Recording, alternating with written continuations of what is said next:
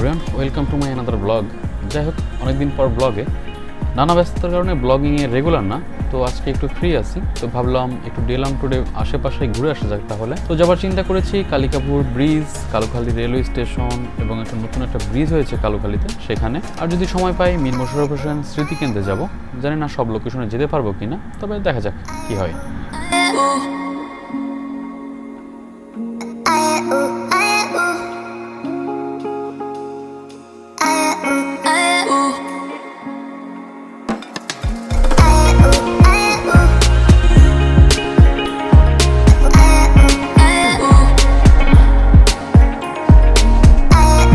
চলে আসলাম কালুখালী উপজেলার কালিকাপুর ইউনিয়নের অবস্থিত কালিকাপুর রেলওয়ে ব্রিজে। কালিকাপুর রেলওয়ে ব্রিজটি ঐতিহ্যবাহী চন্দনা নদীর উপর অবস্থিত। ব্রিটিশ সরকারের সময় এটি নির্মাণ করা হয়েছে। ব্রিজটি আগে পাংশা উপজেলার মধ্যে হলেও কালুখালী নতুন উপজেলা হওয়াতে কালুখালীর অন্তর্ভুক্ত হয়েছে। আমার জানা মতে পোড়াদাহ গলন্দঘাট ট্রেন রুটে রেল লাইনে যতগুলো দুর্ঘটনা হয় তার অধিকাংশ এই ব্রিজেই হয়ে থাকে। তো এখানে যারা আসবেন অনেক বেশি সাবধানতা অবলম্বন করবেন। তো এখন যাচ্ছি কালুখালী রেলওয়ে স্টেশনের উদ্দেশ্যে। এটা পাংশা থেকে রেলওয়ের পাশ দিয়ে নতুন সড়ক নির্মাণ করা হয়েছে 1 কিলোর মতো।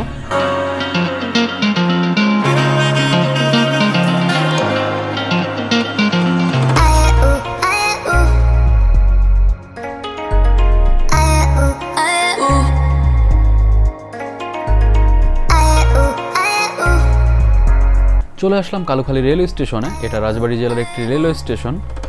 কালুখালী স্টেশন থেকে একটি শাখা রেলপথ ভাটিয়াপাড়া ঘাট পর্যন্ত তৈরি হলে কালুখালী জংশনে পরিণত হয়। তো অন্য কোনো ভিডিওতে চেষ্টা করব কালুখালী জংশনের ইতিহাস তুলে ধরার।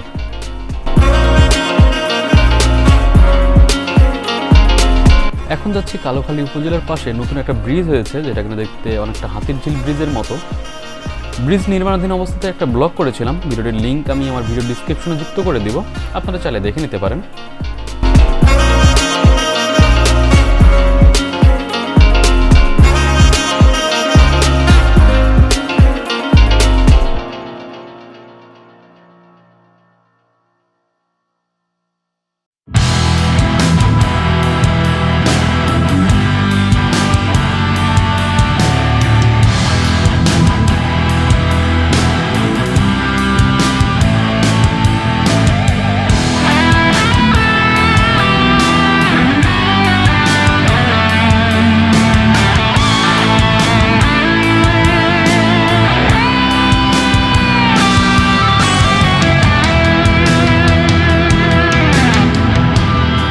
এটাই হচ্ছে কালুখালী আর্টস ব্রিজ।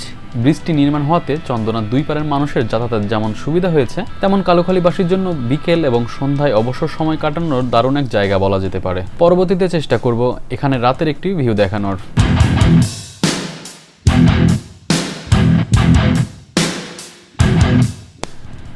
তো এখন সোজা চলে যাব মীর মোশাররফ হোসেন স্মৃতিকেন্দ্রে। জানি না সেখানে খোলা পাবো কিনা, তবে বন্ধ থাকলেও সেখানে ড্রোন ভিউ দেখানোর চেষ্টা করব আপনাদের।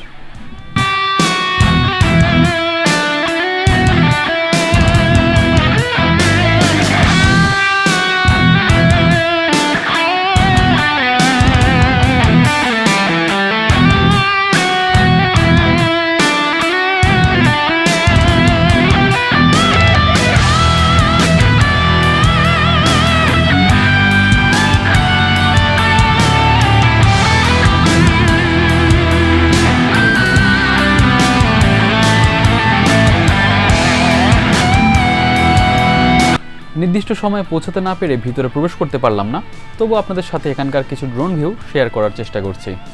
রাজবাড়ির বালিয়াকান্দি উপজেলার এক নিভৃত পল্লীর নবাবপুর ইউনিয়নের পদমদি গ্রাম।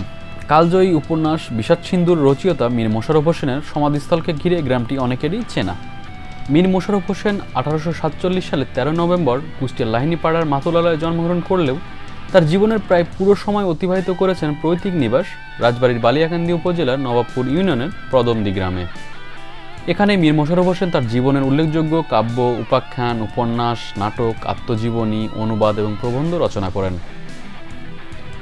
1911 সালের 19 ডিসেম্বর পদমদিতে মৃত্যুবরণের পর এখানেই তাকে সমাহিত করা হয়।